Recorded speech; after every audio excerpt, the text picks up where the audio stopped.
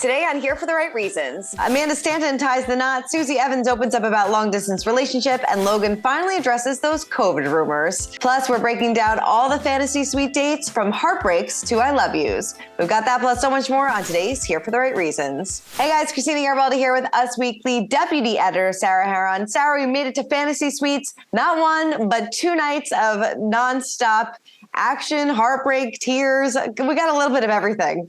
I mean, what a doozy. Every episode started with one way you thought it was going to go. And it certainly, both of them ended on notes that I wasn't quite expecting from a lot of the guys and just where we're at with the girls. And I know there's 2 episodes left. And part of me is like, in what world do we have so much time to fill? And another part of me is like, there is still a lot in those teasers that we haven't seen. So I'm very intrigued by how the rest of this is going to play out. Very intrigued. And we have a lot to get to. So before we get into our full recap, we have to talk about the news of the week and a lot of wedding news that happened over Labor Day weekend, including Amanda Stanton. She tied the knot to Michael Fogle in a ceremony in Santa Ynez, California. Bachelor Nation alums Lauren Bushnell, Andy Dorfman, Emily Ferguson, and Raven and Adam were all in attendance. She wrote on Instagram, "We're married. Look at my husband. No wonder there's a heat wave." Good for Amanda. She looked absolutely beautiful, and she finally found her happily ever after. She's been in a lot of relationships since she was on Bachelor and Bachelor in Paradise. Of course, Josh Murray, that disaster. But it seems like Robbie Hayes. Yeah, it's Robbie Hayes. Oh my God, how could I forget? But it seems like she finally found her happily ever after. So good for her. Yeah, I mean, they're super cute. They seem very into each other. They have been for the last year or so that they've been public with their relationship. Yeah. I remember when they got together, they were friends first. And there was all these like rumors that he had dated Corinne. Oh. And like Corinne and Amanda had a falling out over this actually. Oh, but their side like downplayed it and said they weren't actually dating. Corinne said that was my boyfriend. Like she told me on a podcast, like it was like very dramatic. Yeah. But this looked like a really fun day. The daughters are so freaking cute. So cute. And they wore like matching dresses, and one was the maid of honor, one was the flower girl. And it's always interesting to see which Bachelor people make the cut for these. You know what I mean? Like, didn't know Raven and Adam were that tight with Amanda and Michael, but cool. Yeah, I didn't realize that like Andy Dorfman was either. So, I mean, because they have the Josh Murray connection. So must have bonded over that. I think they bonded over that. Their respective memoirs detailing the allegedly not okay behavior, the trips to Stagecoach. I mean, if the Stagecoach walls could talk during Andy and Amanda's conversations, the dream. Oh, I love it. All right. What else went on this week? Well, moving on to this season, we had Logan Palmer, who obviously was the infamous switch from Rachel to Gabby before he had COVID. And he addressed the quote creative conspiracy theories behind his exit. He was on the Talking It Out podcast. And he said that this is not something I expected to get the reaction it has. There's like these very creative, very artistic theories about what actually happened to me. I did get a positive COVID test. He continued and he said, I was back on the ship. I'm getting my suit ready. And the producers were like, Logan, step away and go to your room right now. Luckily, the rest of the guys who were on the date were okay. I was just bummed out and just as underwhelmed by the exit as everyone that was watching. After all that, after the emotional roller coaster that I put everyone through, that I was on, for it to end like that, it was a dart to my heart. It was terrible. It was such a letdown for the viewers as well, too, after all that. Isn't it crazy that after you watch Fantasy Suites, you like totally forget what happened, like even like the week prior? It's so true. And that's why like the men tell all, well, I always am like pushing for like a wild like let's dissect this drama and rehash it. They don't ever really do that on the show. And I think it's because week to week, it really stands alone. It does. And I guess we just didn't need to go there. But I mean, I don't know. There's still something weird about how that all went down. It's still, he didn't really clear anything up for me. I need to know more. I need the footage that is on the editing room floor. I really need to see this. In what world did they not bring a camera in to tell Logan that he had right, or at least or tell the guys. Maybe film it himself or something like that. I mean, there's ways around it. Yeah. I don't know. All right. Well, moving on to Susie Evans, because she opened up about her upcoming long distance relationship with Clayton. So she talked about this in an Instagram Q&A. She wrote that she is kind of moving to LA and said, I don't have a place to live after this month. He's going to be in Arizona looking for a house to buy. I'll be Airbnb-ing it in LA. If anyone hears of any job openings in projection, let me know. We plan to go back and forth and see how we like both spots. Well, another fan asked if her plans is to ultimately move to Arizona to be with Clayton. She said, I think we want the option to live in Arizona or Virginia. When I'm able to, I'll buy a home in Virginia close to my family. Hopefully someday we'll have both and use one as a rental. Family is so important to both of us, and we don't feel like we need to give up on living by family indefinitely for either of us, hoping for a lifestyle that will allow both sides of the family to be close by. She shared that Clayton has been house hunting in Arizona, and hopefully she'll get to go along with it, but she thinks whatever he picks will be amazing. This still feels so odd to me. It really is, because if she's Airbnb-ing it, that means she's still paying like rent and stuff. And Clayton, we know, is moving in with his brother temporarily while he looks for a house. I get why Susie doesn't want to live with Clayton's brother. Yeah, I get it. In what world are they not just getting an Airbnb or temporary living situation, renting an apartment together in Arizona while they house hunt, versus her needing to be in LA? She does weddings and she flies all over the place to film people's weddings, and she's looking for production opportunities in LA. Maybe there are more of them than in Arizona. But if her ultimate dream is to be in Arizona, what's the point of networking, making all these connections in LA? Like, it just doesn't make any sense. Nothing makes any sense. It really makes, I don't know, but I guess if it works for them, it works for them. But it just feels like this is, like they said, this is kind of like the first step to a breakup. But we'll have to wait and see.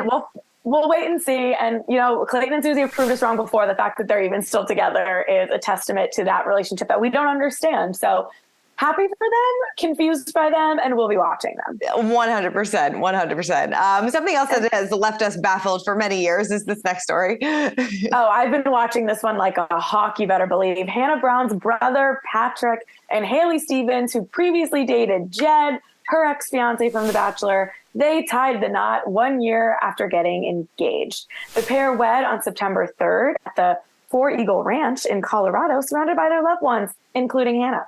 The former Bachelorette was not in the wedding party, but she did share photos on her Instagram from the weekend and joked about it being such a plot twist. But in her photo wheel, where there's pictures of her and her brother Patrick, who she's had a rocky relationship with, right. There's pictures of her and her mom, there's pictures of her and her boyfriend Adam. Haley, the bride, is nowhere to be found. I noticed that too. That's a statement. I'm sorry, Hannah, it is. They don't follow each other on Instagram, but she was at the wedding. She looked great in pink. And I have asked her, I think one of the only people who have asked her several times about how she feels about this relationship. I'm so sorry, Hannah Brown. Most recently, post-engagement, this was a couple months ago, I think in like April, she told me, I just want my brother to be happy. Yeah, they're getting married. I will be there. I just want to support my brother, continuing to grow. And if they make each other happy, I'm happy for them. I love this. So I that was the first thing I noticed too. I'm like, the bride is not in any of her photos. Not a selfie, not a background shot, not a photo of the bride and groom. It's very rare to go to a wedding, especially a family wedding, and have one photo of the groom and none of the bride. Hannah B is not afraid to be a little, below the belt sometimes. But bigger person to go to the wedding, because listen, her brother, we know he's been honest about his substance abuse issues. This whole thing, she probably was like, this girl taking advantage of him. Not saying that that's what's happening now, but at the time, it's very suspicious. It's so strange. And she went to the wedding, and, maybe they're an amazing couple, and maybe she just doesn't want to even add fuel to the fire. But in my opinion, not posting a picture with Haley is worse than posting a picture with Haley as far as speculation and headlines. 100%. Couldn't agree with you more. But it's got to be so odd to see this girl, because she she didn't ruin it. Jed did, but potentially ruined this engagement that she would have had with Jed because he was seeing her at the time. But it's got to always be in the back of her mind, this connection between her time with Bachelorette.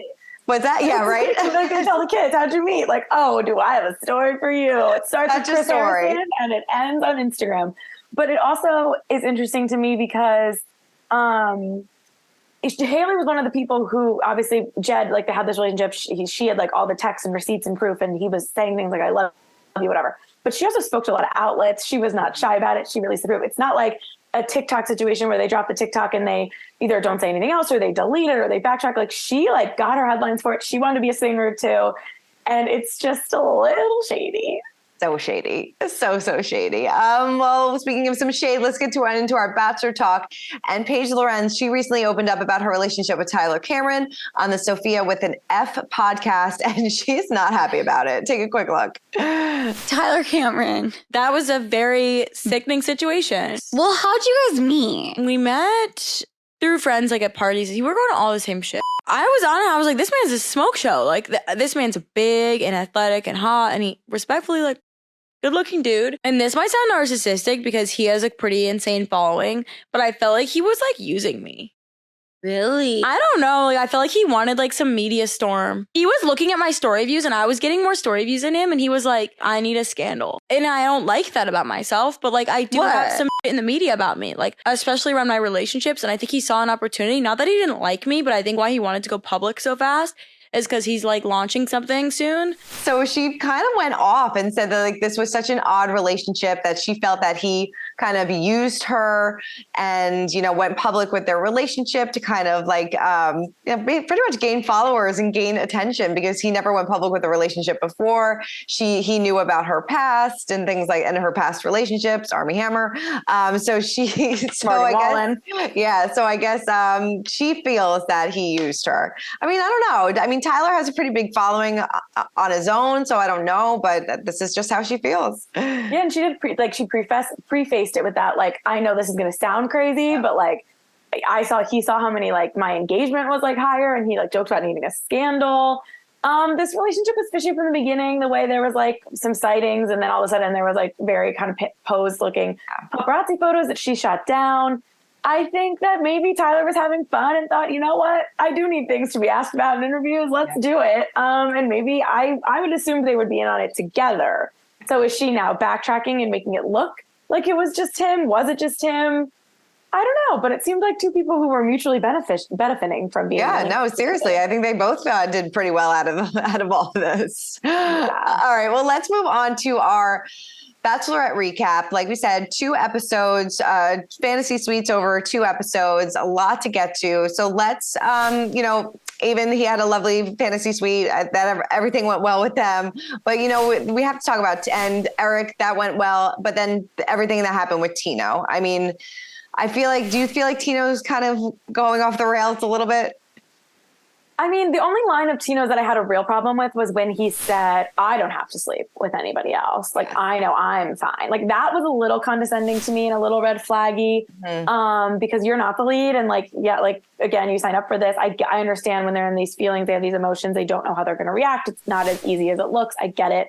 But like, in what world, like, of course you shouldn't have to sleep with anybody else. Like, you're on Bachelorette. Like, you are not the star of the show, Mr. Tino. Like, don't like that, which kind of plays into some of Eric later on. But with Tino also, I thought the rest of it kind of made sense and followed his behavior. I thought he did a decent job to convince her about his parents. Yeah. But also, like, that still feels like a little bit of an issue for me because he was like, they'll get over it. Like, they'll get there. He didn't say that he tried to be like, they liked you. And then she said the thing that his dad said that he didn't know. And he was like, oh, well, we'll figure that out. And Rachel seemed to like be like, okay, you're right. I love you. I would have been like, I'm not convinced by what you're saying. Maybe the conversation was longer, but it felt like she flipped that switch after being really worried about it for several episodes kind of quick. And I feel like in the teaser for the upcoming episodes, like, I feel like Tino like calls his parents and is like, I'm going to do it. I'm going to propose. And I feel like his parents kind of go off. And that's why you see him like leaving the room. Like, I can't do this anymore. That's my prediction for that. I feel like he like tells his parents that he's about to propose and they are not happy about it. Okay. That's interesting. So then with Rachel, clearly we've known Tino as this front runner this whole time. So then when she said she was falling in love with Avon, I was surprised. Yeah. And I know falling in love in Bachelor World and I love you too is different. And she said, I love you too to Tino and falling in love with you to Avon. Zach's a whole other disaster. Mm-hmm. But is that a little hypocritical of her after she continues to bring up Clayton and slander Clayton and shame him and, you know, go off, and I'm not saying her points about him aren't valid, but did she not in this episode lead one on if she's saying she's in love with both of them? I totally agree with you. I was thinking the same thing. I think she's definitely leading Avon on. I feel really bad for him. And I feel like Tino's going to have a really hard time watching if they end up together. I have no idea. If they end up together, he's going to have a really hard time watching that back and getting over the fact that she spent the fantasy suite night with Avon. I don't think that he's going to handle that well. I totally agree. And the fact that Avon went first, I think plays a huge part in it, because as I was watching it, Avon's family was so great. Their relationship seemed so easy. Whereas now with Tino, there's a little bit of a roadblock with his parents. And to me, it almost felt like she was like, well, Avon's great. Like, I'll just move on. Like, forget about Tino. And then because she felt like things went so well with Tino, she couldn't go back and retroactively tell Avon that wasn't necessarily true. But with Zach, we saw her spiral and try to come up with reasons to get out of it, because I think she had said, I love you to Tino. So if Tino went first, I don't think we would have been in the fantasy suite with Avon, or or we would have been because she went with Zach, but it wouldn't have gone the way it did. So I think that plays a huge part. Oh, definitely. These producers know exactly what they're doing. They're so good. I totally agree with you. But it's going to be interesting. And then we have poor Gabby with Johnny and then Jason. And I just don't understand if you're not ready. I get it. You're not ready for a proposal. You've only known this person for like 6 or 7 weeks, but you should have let them know before you got to the fantasy suite. It's just not fair. I agree. And I think with Johnny, it was interesting because you could tell, like, if they had met at a bar, they probably would have dated for a couple months, had a great time, realized they were different places in their life and whatever. And that breakup seemed pretty amicable. Yes. ABC had literally shown us Johnny in the Bachelor in Paradise promo moments before that breakuke. So they're in Mexico. He could just go to the next resort. It seems like that's what happened. He went and met Logan, who had to, go quarantine, and now they were hanging out during these final weeks. That's seemingly what happened. Yep. But with Jason, she seemed really blindsided. And it's interesting because a lot of times the lead does the blindsiding, which is kind of what we saw with Zach, whereas like during the day, because everything seemed to be going well, and all of a sudden behind closed doors, it was like, oh no. Whereas Gabby thought like I think went into that really thinking like, I really like Eric, but because of the way he kind of was speaking to me and changing the process a little bit on me, not speaking to me, but like turning the table, she was ready to give Jason, I think, a full chance and be like, well, if he doesn't make me question the process, I might be able to on him. And then he was like, actually, I'm pretty out. So like, don't worry about me. And she was like, what? And that's what I think caused the spiral. Oh, 100%. But he also knew this at hometowns. Like he told his mom, I'm not ready to get engaged. So why are you doing this to her? Why are you... Even though we didn't see that rose ceremony, it happened. So he accepted a rose to move on to the overnight dates to then drop the bomb on her. By the way, when you see me have these conversations with my mom, you're not going to be surprised, but you're shocked now. Right. And 100%. It's crazy. And then, like you said before, Eric kind of coming in, having that same conversation that he already had with her in the fantasy suites. And she was pissed off about it. And I totally understand that, being like, why are you doing this on camera when we already had these conversations behind closed doors? You know how I feel about it. And I'm sure that was producers being like, you have to have this conversation on camera. Like, we have to make you do it. But still, kind of a bad move. I know. Did Eric get duped in which the producers were like, you talked about this off camera? Like, how dare you? Like, go get her now. We'll let you see her if you bring it up. Probably. And Gabby was like, kind of, how dare you? Like we talked this through, and she clearly was like insulted by the idea to begin with. Like the idea of cheating, being fantasy suites. Like she takes being the Bachelorette seriously in a different way. Like she wants, like, not that she needs to sleep with all of them, because she clearly didn't. And she sent Johnny home. That's not what her intentions are, but she wants the choice. She wants the authority. She wants to be the Bachelorette and make these decisions. And she felt like Eric was kind of taking that away from her.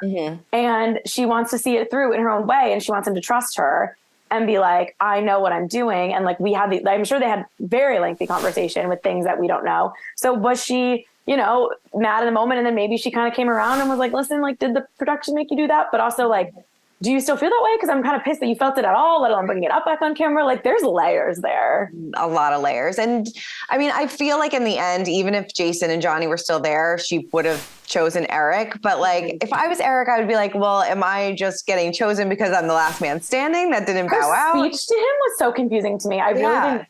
It made me think like they were gonna leave alone and like reconnect or something, because she wasn't going into it like you're the only one left and I'm so happy about that. It was kind of like, you're here. Love you. That's it. No. And then like cut at the end to like Jesse Palmer at the Warner Brothers lot being like an empty lot. You cannot watch the rest of this conversation with Rachel and Zach because you are not emotionally prepared and I need to get you emotionally prepared. I was like, what are we doing? This is ridiculous. But the trailer, it seems like Eric's going to back off again and be like, I actually don't really want to get engaged, but like, look how great it's been just us hanging out. And I think Gabby's going to be like, are you freaking kidding me? Yeah. Be like, get the F out. Like, I'm done. And then, Zach, it seems like that's about to implode. Like they, cameras are off. He called her inauthentic several times to Jesse Palmer. That's a damning statement, basically saying she was putting it on for the camera. And I think really she probably was putting it on for the camera during the day date. And then she got in the fantasy suite and was trying to let him down easy with this whole, you're too young. And then maybe didn't think through the fact that they're a year apart. Yeah. Rachel. Not that far apart. I think she was probably spiraling and was like, I already told 2 guys she wants to pick Tino. She already has to deal with the Avon stuff that she kind of pulled at Clayton. And now she didn't want to do it again, but she handled it wrong. She should have just cut him loose. Yeah. Just be honest. Just be like, my heart is with somebody else. And it's time for you to go. But yes, going into that fantasy suite, I was like, I thought that like thought it was going to be between Zach and Tino. And then I guess, like you said, she just realized like, all right, my feelings for Tino, or even I don't know, are too strong. And now I have to let him go. But she did not do it in the right way. And this is about to blow up in her face.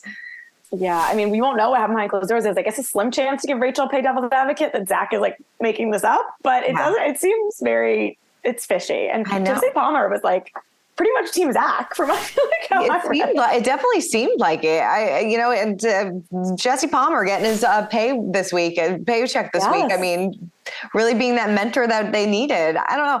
They kept being like, Jesse, you know what it's like. And he was like, oh yeah, for sure. It's like, he doesn't know what it's like. He doesn't remember. Hear this much. He didn't end up with this person for longer than a week. So true. But yeah, it's going to be interesting to see how it all plays out, because we have next week, I guess it's live, a live show. And then the following week is also a live show, he said, right? Because he said that we're breaking it down live next week. He did say that. So does that mean we're coming together twice in the course of they're making these people do this, or is next week live and then like they're going to air part of it? I don't know. I don't know. If anybody knows, let us know in the comments. Yes, please do. Just ABC, if you're listening, answer my email. Seriously. All right. Well, let's check in with our Bachelor who caught our attention on social media. And Claire Crawley seems to have a new man following her split from Dale. We don't really know too much about him. She posted on social media a video just with the caption, him with a heart. Katie Thurston commented, said, finally, the secret is out. Ashley I said, hell yeah, with this hard launch. So it seems like a lot of other people knew about it except for us. Yeah, it sounds like they've been together for like almost a year, because people were like, a year later and still so cute. There's some speculation that he is this like sports CEO and he has 2 daughters.